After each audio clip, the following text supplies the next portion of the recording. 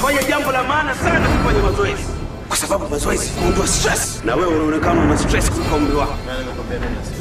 Unajua wajinga kama wewe wapo wengi sana hapa duniani. Mimi siwezi kazi ya kuwa nafundisha wanafunzi ambao wachoki kazi ya kufua na kesho wanachafua tena. Hiyo ni akili au matope? Mimi sio mbea kama ulivyo wewe. Shameless man. You talk rubbish. Mimi ndio nilikuvusha habari nikakuleta hapa na kukuajia. Hujanivusha wewe. Nyie endeleeni kuongea, makina hamna hela. Look at this idiot lovers. Mume wako ni malaya, anadhania ni wekeza mheshimiwa.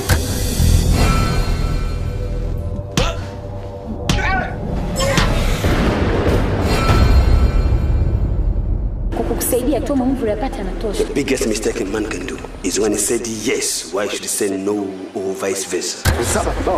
You want to kill me, my friend? Killing is not a solution. But when the history is written, murderers are here. Better,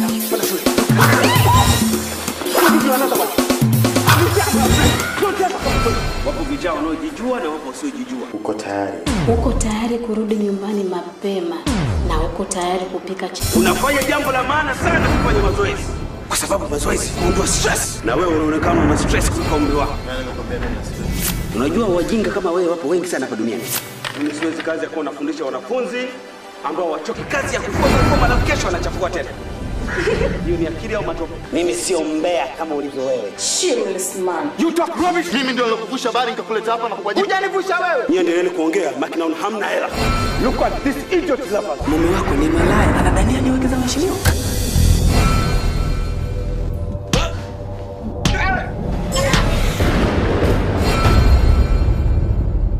Kukusaidia tu mambo yapata anatosha. The biggest mistake a man can do is when he said yes, why should he say no or vice versa? You want to kill me, my friend? Killing is not a solution. But when the history is written, murderers are here. Better,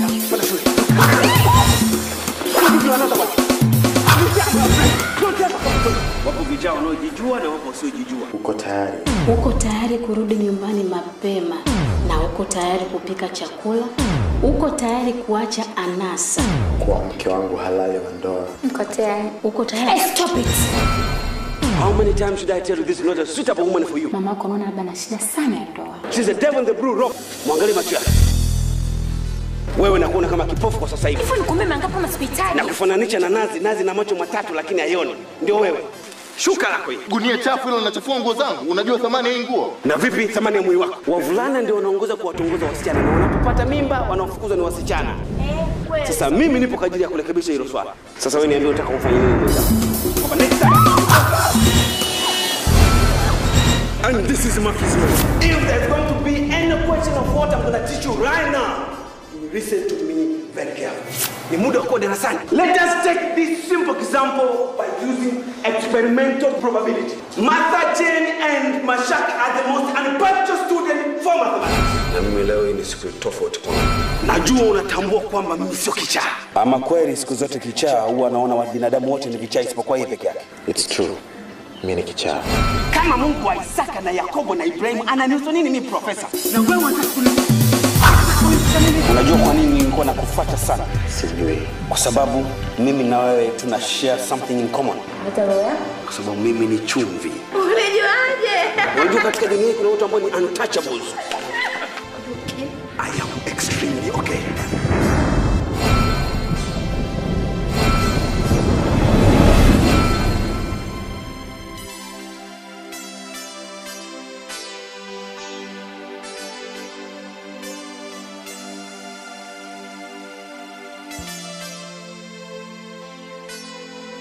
Fresh Quality inawaletea filamu yenye mvuto wa aina yake. Sikitiko langu inayohusu maisha katika hali ya mwisho ya sasa na uaminifu. Na ndio utakaotokea. Kutoka katika maisha, usaliti, migogoro. Nenda kwa huyo leta ni.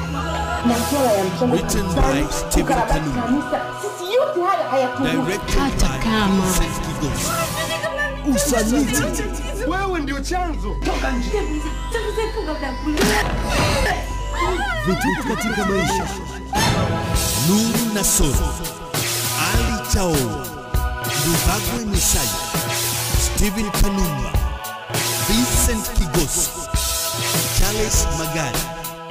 Landina Chakula. Fatuma Mdura, Muhammad Mukonde, Dora Redson na wengine wengi. Sikitiko langu. Ni heri uliwe na wanyama kuliko kuendelea kuwa na wewe bana tuli mkubwa kumekuma yashinda mitume ndio. Produced by Mtito.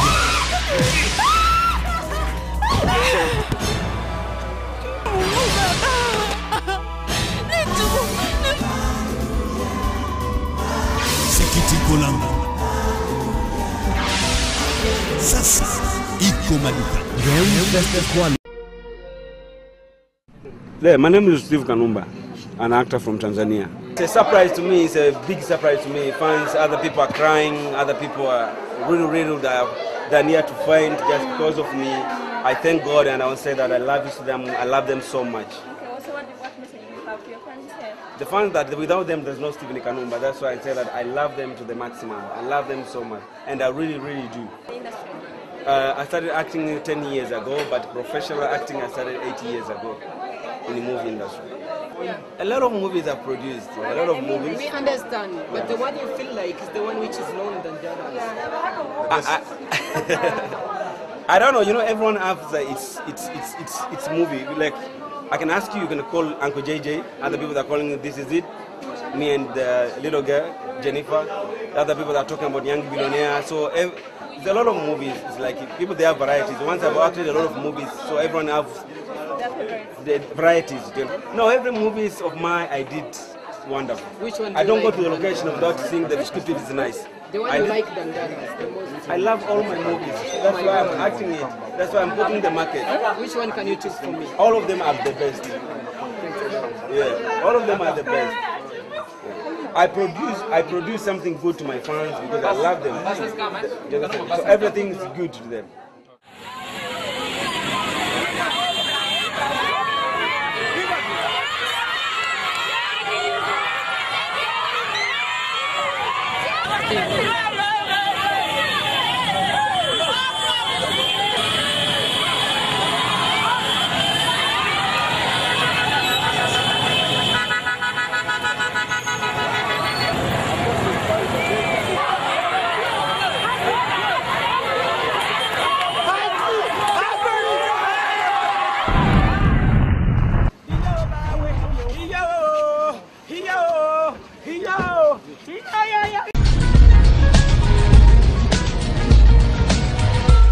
Habari za muda na wakati kama huu, mtazamaji wa Clouds TV. Hii ni Take One kwa hisani kubwa kabisa ya Tigo. Mimi naitwa Zamaradi Mketema na nina furaha sana kukutana na wewe Jumanne hii ya leo. Ninachokuomba tu endelea kuwa hapo mbele ya runinga yako na tuwe sote mpaka mwisho wa Take One.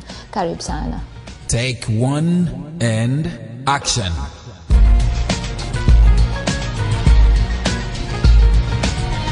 Kama wewe ni mfuatiliaji mzuri wa Take One, kwa wiki 2 mfululizo utakuwa umegundua kwamba tulikuwa na msanii mmoja ambaye ni Stephen Kanumba, na hii yote imetokana na maombi yako wewe, kwa maana ya watu wengi walikuwa kituma message kupitia namba hiyo hapo ambayo unaiona mbele ya Take One, wakitaka kumuona Kanumba ndani ya Take One, wakitaka kujua maisha yake na vitu vingine kama hivyo, na ndio maana nikaamua kufanya exclusive yake yeye kama yeye ili uweze kumjua zaidi. Na kuna mengi ambayo umeyajua labda hukuwahi kuyajua hapo mwanzo kuhusiana na maisha yake ya utoto, kuhusiana na maisha yake binafsi na vitu vingi sana. Lakini kubwa leo naweza nikasema kama tunamalizia hivi, kwa sababu watu wengi hupenda kujua kwamba okay fine tunamuona msanii lakini mafanikio yake yakoje. Kiujumla sasa hivi Kanumba ana kampuni ambayo inaitwa The Great Film, na hii inashughulika na mambo ya filamu, ila zaidi ataelezea yeye. Ile ni kwamba labda kama amejenga, anamiliki magari, na kama anamiliki labda ni mangapi, nini kingine ambacho anafanya. Endelea naye kidogo tu uweze kuyajua hayo yote, alafu nitarudi na wewe tuweze kuendelea na mambo mengine ndani ya Take One. Take One and action. Turudi kwenye Kanumba The Great Film. Nazungumzia kampuni yako. Najua hilo pia ni moja kati ya mafanikio ambayo unayo, kwa sababu ni watu wachache sana ambao wanamiliki kampuni. Kazi hasa ya Kanumba The Great ni nini kama kampuni? Kutengeneza sinema. Natengeneza sinema, movie ndio kikubwa zaidi. Inaibua vipaji kwa uwezo wake na kwa nafasi yake. Lakini pia kupitia kampuni yangu nimekuwa nikialikwa sehemu mbalimbali kama za kuweza kusaidia kulingana na kile kidogo ambacho nilicho nacho. So naweza katika Red Ribbon na nini kuchangia na nini. Kwa hiyo vitu kama hivyo. Red Ribbon ulichangia ilikuwa ni how much? Red Ribbon ilikuwa nilinunua kadi. Ambayo unanunua kwa pesa. Then kuingia kule ndo nikachangia na vile kama milioni 2.2. No, okay. Yeah. Kwa hiyo kwa ufupi ndivyo hivyo kama Kanumba the Great Film basically ni kutengeneza sinema. Na kupitia kutengeneza sinema basi ndio unaweza kuibua vipaji vya watu tofauti. Katika vipaji vyote ni kipaji gani ambacho unajivunia mpaka sasa hivi kwamba nimemtoa huyu na kasimama and I'm happy? I say wengi nimeshatoa wengi kwa watoto au watu wazima wote. I say najivunia Jennifer, najivunia Patrick sababu Jennifer mwenyewe na wazazi wake ni mashahidi ya hata kazi mbalimbali zinazokuja. Nimemwibua mtoto mwingine hivi anaitwa Sofia na simu zao ni nyingi katika Big Daddy anahitajika, lakini unaweza kuangalia moja vitu ambavyo najivunia mmoja Sofia hata imebidi ahamishwe shule alikuwa akisoma mwanzo kwa sababu ya unajua unapoingia ndicho ninachokuambia ukiwa inspire watoto hawana kinyongo wenyewe wanajua jinsi ya kukupokea vizuri. Kwa hiyo bidi ahamishwe hadi shule aende shule nyingine ambao kwa sababu amekuwa ni kama lulu unajua kila mmoja kwa sababu ukiangalia ni kadogo afu mtu anaangalia uwezo wake.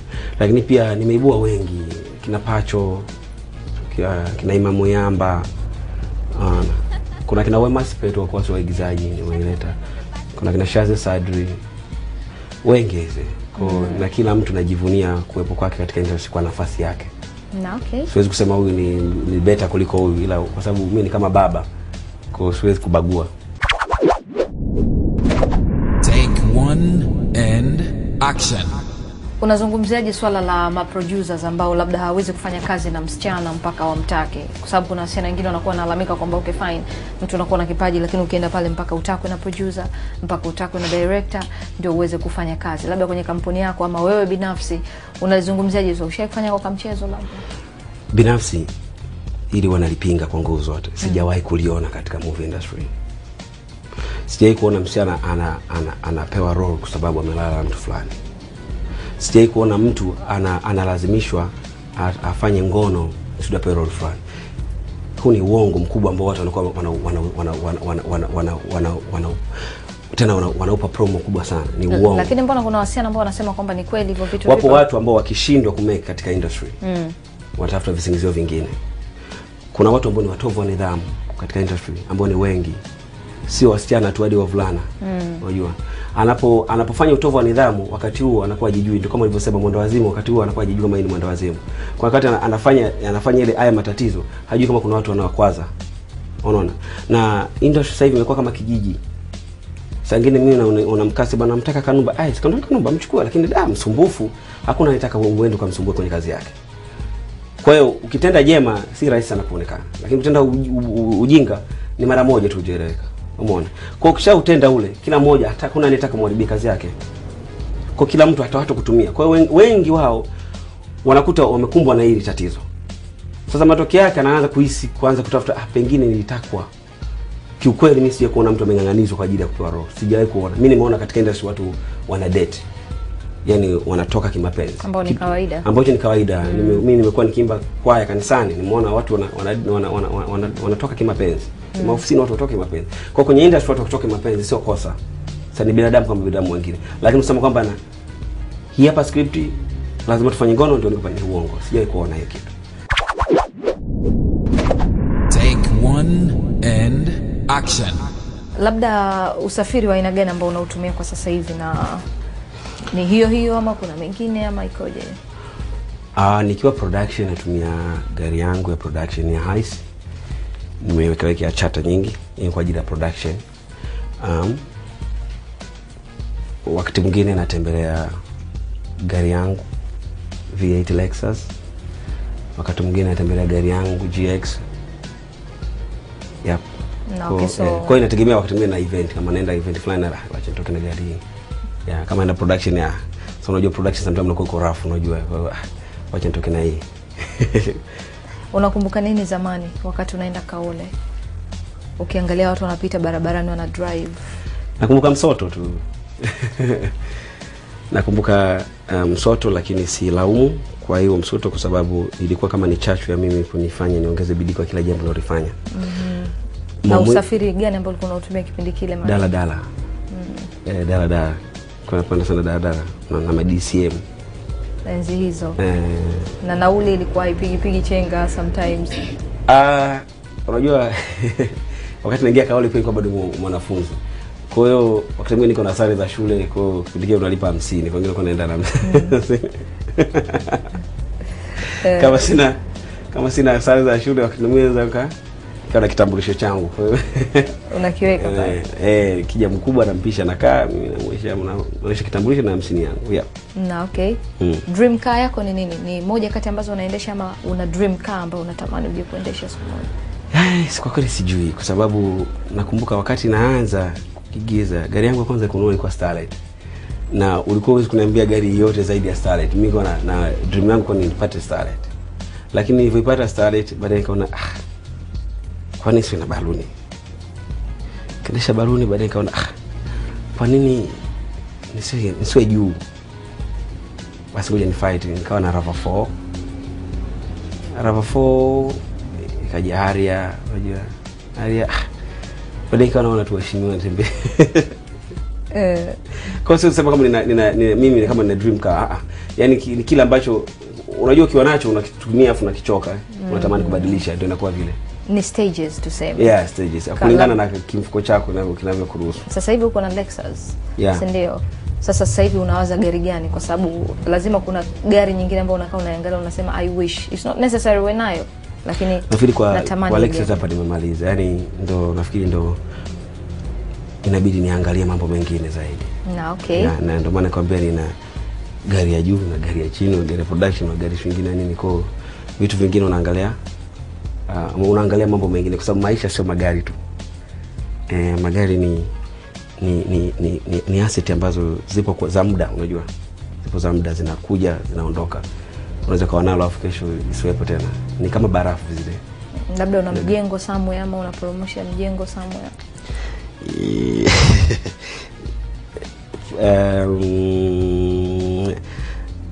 Vitu kama hivi vipo.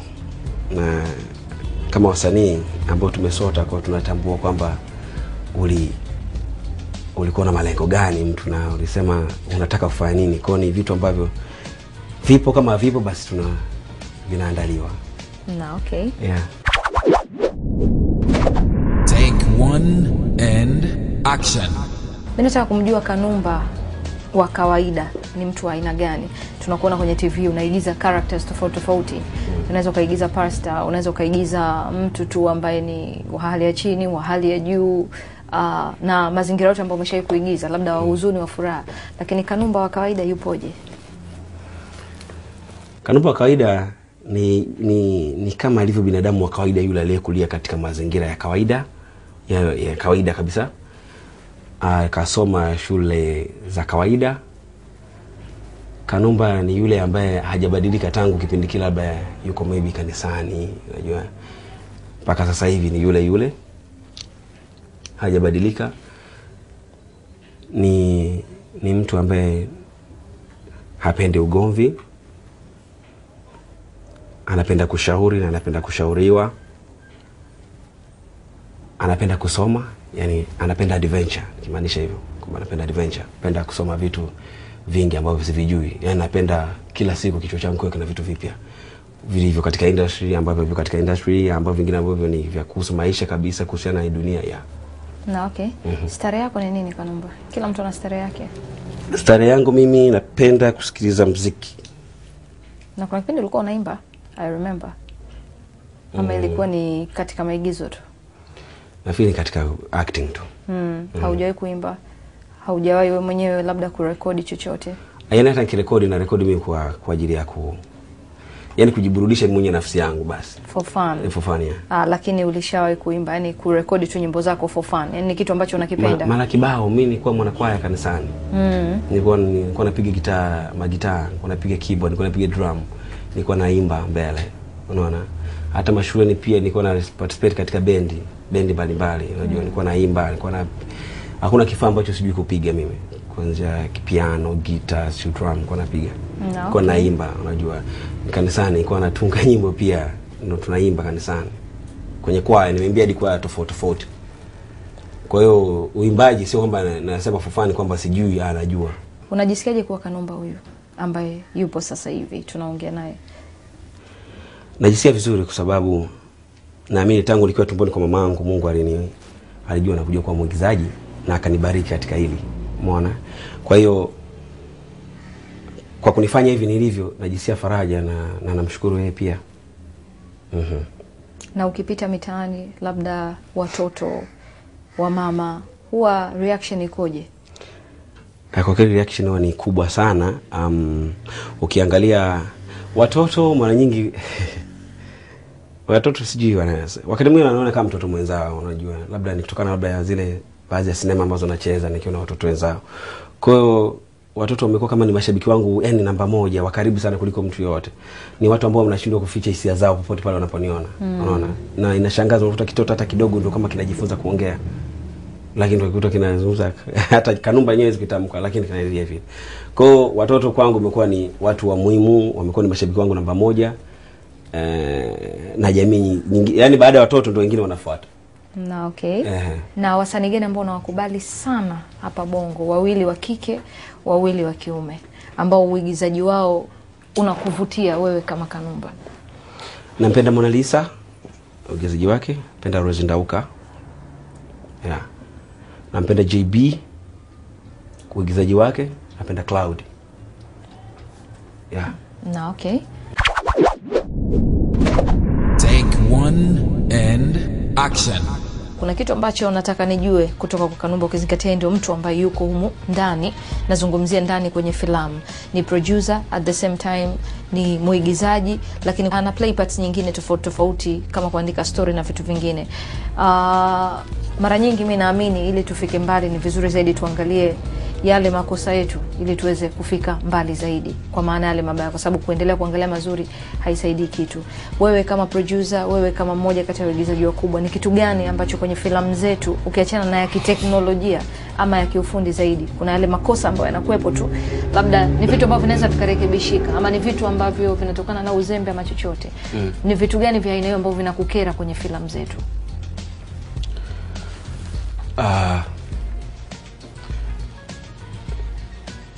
Ni mapungufu ambayo yapo, ambayo nisitumie lugha kama inanikera, nitakuwa nawakatisha tamaa wenzangu, lakini sema ni mapungufu ambayo tunaweza tukarekebisha. Kitu cha kwanza ni tuje katika acting yenyewe ya waigizaji, ku overact. Labda nitumie lugha kidogo ndio ku overact. Yani kuzidi ule uhalisia wa kawaida. Yani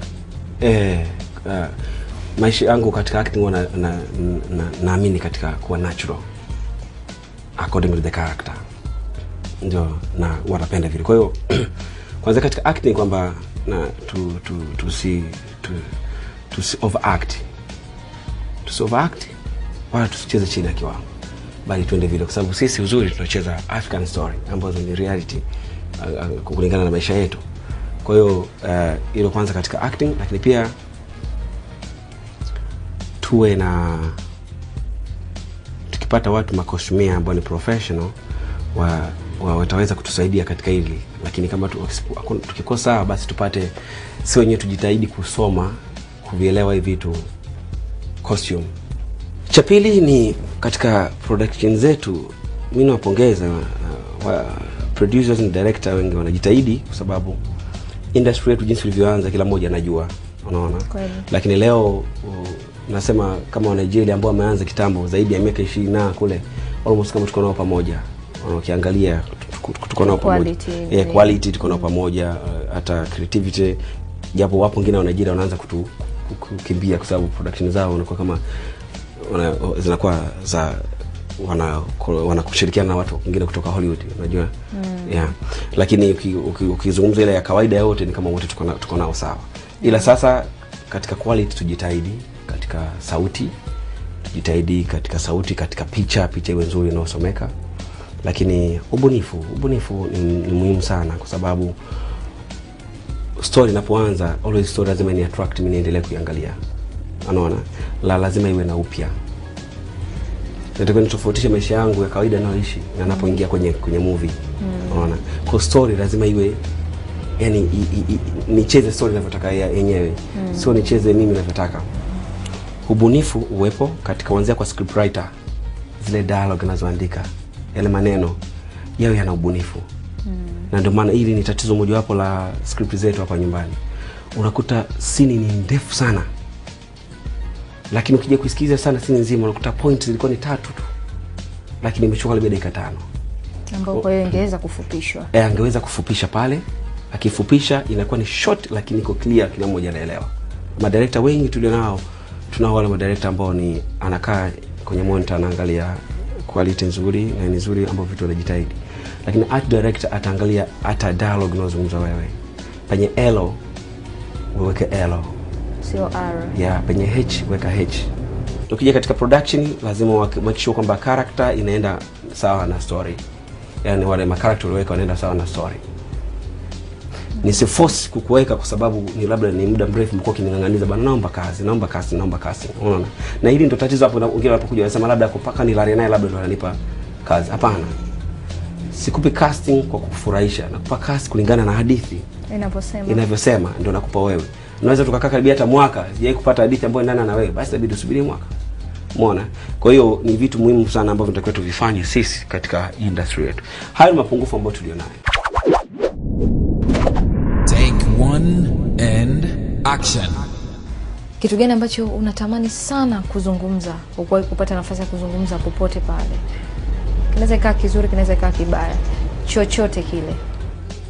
Labda kwa wasanii wangu, kwa wasanii wenzangu.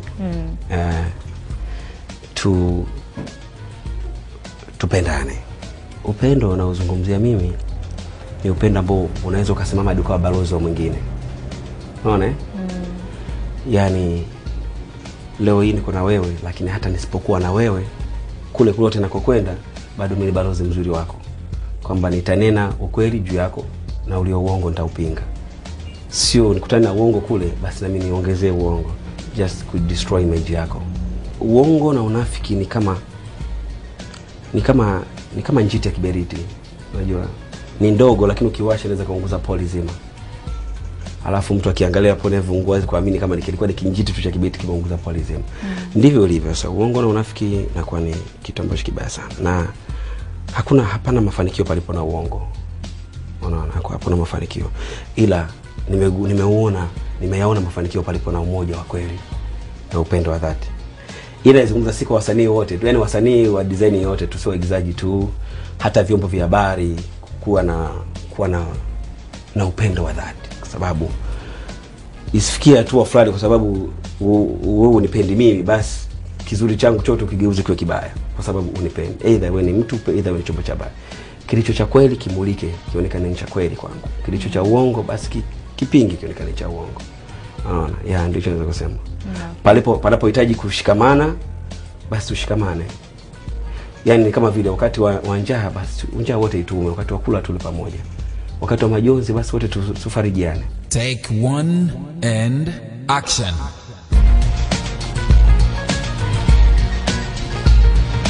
Leo ndio inaweza ikawa siku ya mwisho kabisa kuniona ndani ya Take 1. Unaweza ukashangaa siku ya mwisho kivipi, lakini baadaye utapata kujua zaidi kwa maana ya mwisho wa kipindi. Lakini kama ni mfuatiliaji wa Take 1, kuna filamu ambayo niliwahi kuizungumzia ndani ya Take 1 inafahamika kwa jina la Fimbo. Hii ni filamu ambayo ilikuwa inahusiana na fimbo ambayo inapiga watu tofauti, na sababu ya kupiga watu ni kutokana na kijiji hicho kugubikwa na kitu cha kuozesha wasichana wakiwa wadogo na kuwakataza kusoma. Lakini baadaye mtu akaamua kutumia fimbo ambayo ilikuwa kama ni ya kishirikina ili iweze kama kuwakomesha watu. Sasa nimeongea na director ambaye vile vile ndio mwenye filamu, kwa sababu idea ya filamu naweza nikasema uchezaji na jinsi ambavyo watu wamevaa uhalisia na uhusika, kila kitu kilikuwa ni kizuri. Lakini labda utumiaji wa dhana hiyo ya kishirikina, kwa nini ameamua kufanya hivyo na vitu vingine tuweze kujua kuhusiana na filamu hiyo, hebu tumsikilize director ambaye ndio mwenye filamu vile vile. Take 1 and action.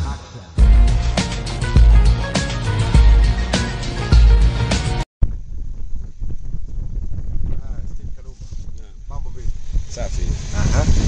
Anything to say? To be honest, I'm very disappointed. Very disappointed in Tanzania wenzangu. The way they talk about me, nimeumia, najisikia vibaya. Lakini namwachia Mungu. Yeye ndiye anajua kila kitu. Penye ukweli, uongo utajitenga. Basi. Tuzungumzie Big Brother Africa, wapo kwako wewe kama star mate. Naona una medali hapa. Hii medali ina maana gani bwana? Hii nimepewa airport wakati napokelewa na kampuni yangu. Nilipokelewa na wasanii mbalimbali, wengi walinipa zawadi mbalimbali. Lakini kampuni yangu Game Face Quality ndio walinivisha hii kama medali. Nasikia kulikuwa na sherehe kubwa sana hapo ulipowasili. Walini surprise kusema kweli. Walini surprise, yani kitu ambacho nawashukuru wasanii wenzangu, nawashukuru hata mashabiki wangu wote waliokuja pale airport. Kweli wamenitia moyo, wamenipa nguvu. Nakumbuka wakati natoka Big Brother nilikuwa na interview mbalimbali na watu mbalimbali kwa mle South Africa. Lakini wengi walikuwa wananiambia hivi kwenu watakuwa wako proud kiasi gani juu yako. Lakini kumbe hawakujua huku ninavyosemwa kwamba wengine wamerekodi hadi matangazo kwa ajili ya kunitukana na mimi, kwa ajili ya kunidhalilisha. Lakini wote nashukuru na namwachia Mungu. Naipenda Tanzania, ni nchi yangu. Na nitaendelea kuipenda. Na nitaendelea kufanya kila niwezalo kwa nafasi yangu kupromote nchi yangu, promote sanaa yangu popote pale nilipo. Pengine hata mchango wangu sipoonekana leo, basi hata nitakapokuwa nimeshakufa utaonekana, au hata udongo na miti vitasema. Umesema watu wamerekodi, unaweza kufafanua zaidi? Na wamekuzalisha vipi kwa jinsi ulivyosikia? Watu wametengeneza message mbalimbali. Wamecreate maneno kwamba nilikuwa nazungumza hivi, wamesema nimezungumza broken English katika Big Brother. Sijui, lakini nilijitahidi kadri ya uwezo wangu kuzungumza kile ambacho nakijua. Zile message ukiangalia message unajua ina chuki, ina lengo la kunidhalilisha, ina lengo la kunifanya nionekane mchafu katika jamii. Mathalani watu wanasema Kanumba katika Big Brother anaulizwa, "Do you have a girlfriend?" Anasema sijui nini, "Yes, kind Sepetu." Sijaulizwa swali kama hilo katika Big Brother. Big Brother mwenyewe hajaniuliza, wala ma housemate hajaniuliza, wala ma starmate wenzangu hajaniuliza. Inakuaje Watanzania wenzangu ambao leo mimi nipo kule katika Big Brother, ma celebrity tulikuwa 4 Afrika nzima. Kenya kutoka, Uganda kutoka, yani ni 4. We have to be proud of ourselves. Kwa nini tusisupportiane kitu kama hiki? Matokeo yake ndio mtu unatengeneza hadi jingo kwenye redio kunitukana mimi. Unaweka kipindi kirefu sana cha kunitukana mimi. Unatengeneza message ya kunitukana mimi ili unidhalilishe. Bila kujua kwamba mimi ni Mtanzania kama wewe, unaponidhalilisha mimi, unajidhalilisha na wewe mwenyewe. Lakini nampenda kila mtu, happy, lakini nimekuwa disappointed kweli. Very very disappointed. Katika disappointment yako unadhani utahamia fani nyingine ama utaendelea tu kwa hasira? Siwezi kuhamia fani nyingine. Mimi ni mwigizaji. Nitaigiza mpaka mpaka mauti itakapokuja kunichukua. Ni kazi ambayo nimeichagua, na kama nilivyosema hapo mwanzoni kwamba sita wala kata tamaa kuendeleza sanaa yangu au kufanya kupromote nchi yangu. Ndio maana nimesema leo hii usipogundua japo hata kile kidogo ambacho nimekipresent mle ndani, matokeo yake ukatengeneza yani uongo kubadilisha kuwa ukweli na kuujengea hoja na kuconvince watu wengine wa kusupport kutokana na uongo wako. But one day utakuja kukubali kwamba ulikuwa uko wrong. Hebu tuzungumzie hii mambo ya lugha ya Kiingereza bwana Kanumba. Wewe kwa muono wako, sizungumzie hizo kashfa ama matani ama chochote kile, wewe unadhani lugha ya Kiingereza ina nafasi katika maisha yetu na katika shughuli zetu? Kwanza kabisa wale wote walioangalia show wamekuwa ni mashuhuda wazuri sana kwangu, hasa wale wazalendo. Na ndio maana wengi walikuwa wanasema hizi kashfa tunazosikia mbona ni tofauti na tunachokiona hapa. Kiasi kwamba siwezi kuwa na slang kama ya Wamarekani, lakini nimeongea Kiingereza kizuri. Sipendi kuliongelea hili kwa sababu mtaonekana kama najisafisha. Lakini ikumbuke kwamba sikuchaguliwa kuingia Big Brother kwa sababu najua sana Kiingereza au sijui Kiingereza. Nimechaguliwa kuingia Big Brother kama guest celebrity wa Africa. Hiyo ndio ilikuwa sababu kubwa. Na sikuchaguliwa kuingia Big Brother kama mshindanaji wa wale mahousemate wengine. Mimi nimechaguliwa kukutana na macelebrity wenzangu wengine ili kuwakaribisha wale mahousemate. Ilikuwa kama ni surprise kwa watu. Kwa hiyo lugha ya Kiingereza haikuwa kama ndio sababu au vigezo vya kunifanya mimi niingie mle. Hapana, nimeingia mle kama guest celebrity wa Africa. Lakini tuliache hilo. Kiingereza kwangu mimi ni lugha ya tatu. Lugha yangu ya kwanza ni Kiswahili, lugha yangu ya pili ni ya kikabila Kisukuma, lugha yangu ya tatu ni Kiingereza ambayo nimejifunza shuleni. Kama leo Big Brother ile ingekuwa inaendeshwa Kiswahili, hata kama ningechemka Kiswahili ingekuwa ni aibu kwangu kwa sababu ni lugha yangu ambayo nimezaliwa nayo nimekuta. Koffi Olomide ni msanii mkubwa sana duniani na amesoma, anaitwa ni mchumi. Lakini hajui Kiingereza. Je, anasemwa vibaya? Antonio Banderas ni mwigizaji mkubwa sana. The time anaingia Hollywood alikuwa hajui Kiingereza. Alikuwa amezoea kuingiza filamu zao za tekero mucho. Lakini je, alisemwa na kunangwa vile? Hapana. Iweje leo mimi wa Tanzania wenzangu mnanijaji, mtu anakujaji hadi nguo uliyovaa. Nilivaa shati watu wanasema ulivaa top. Yaani ila nashukuru sana. Nashukuru na wabariki. Na Mungu naomba aendelee kutubariki na kutupa nguvu. Lakini hata Yesu Kristo wakati anapaa alisema kitu kimoja. Kwamba neno kuu na wachieni mpendane. Hata tuwe na uwezo wa kuhamisha milima, kama hatuna upendo ni kazi bure. Upendo hautaki shari. Upendo hauhesabu mabaya. Ukiwa unanipenda kama msanii wako wa Tanzania, kama ukiwa unanipenda kama rafiki yako na ndugu yako wa taifa moja, hata pale nilipojikwaa hutonitukana na kuniponda, bali utanitia nguvu kusudi nisimame. Tofauti na sisi tunavyofanya.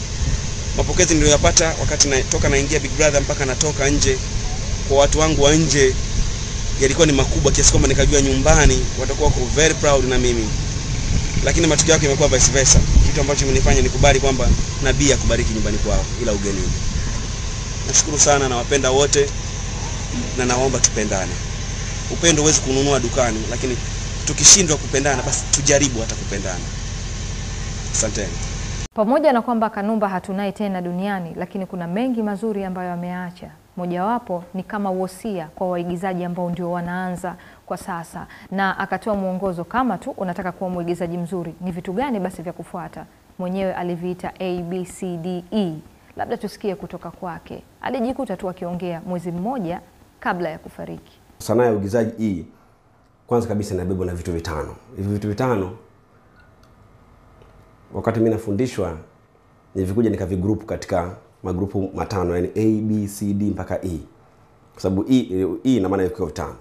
A ni appearance. Appearance ni kitu muhimu sana kwa mwigizaji. The way unavyo appear. Muonekano wako. B ni body structure. Muonekano wako wa mwili.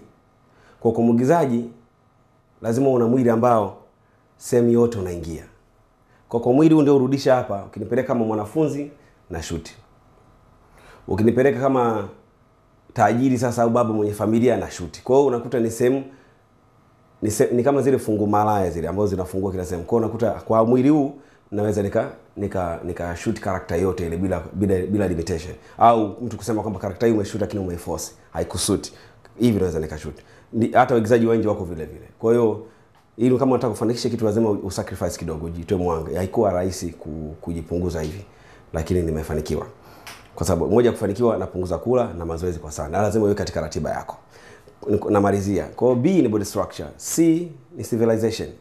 Artist yote kama unataka kugrow internationally lazima uwe civilized. Ili kuwa civilized liko katika mawanda mapana sana, lakini siku nipata muda nitaelezea. D ni discipline. Discipline, sanaa yote duniani inahitaji discipline. Kama hauna discipline, hautodumu wala hautofanikiwa. Na wasanii wengi wanashindwa kudumu katika industry yoyote ile, iwe music ya nini, kwa sababu hawana discipline. Discipline kuanzia na kazi yako, industry yote usipoiheshimu na hiyo haitokuheshimu. Na yale malengo unayotaka wewe yafanikiwe hutayapata kwa sababu huna discipline. Discipline ya kazi. Jitume. E ya mwisho ni education. Education. Elimu. Ukiwa talented, yani ukiwa na kipaji, ukiongezea na elimu, basi unakuwa msanii mzuri. Sanaa ukiwa na kipaji peke yake bila elimu ni kipaji kilichodumaa. Lakini ukiwa na kipaji ukaongezea elimu, unakuwa na kipaji endelevu chenye muonekano ulio katika mawanda mapana sana. Kwa hivyo ndio vitu vitano ambavyo vinatakiwa katika sanaa hii. Kuna wengine wanatamani kuigiza. Unaona? Kuna mwingine anatamani kuigiza, labda anataka aigize, tuchukulie labda love story. Unaona? Lakini body structure yake na appearance yake haviendani kabisa na ile love story. Kwa kuwa anataka hiyo vile, basi atashoot kwa sababu ametaka iwe vile. Lakini ukija kwa wale casting manager atakwambia hii character haikusuti.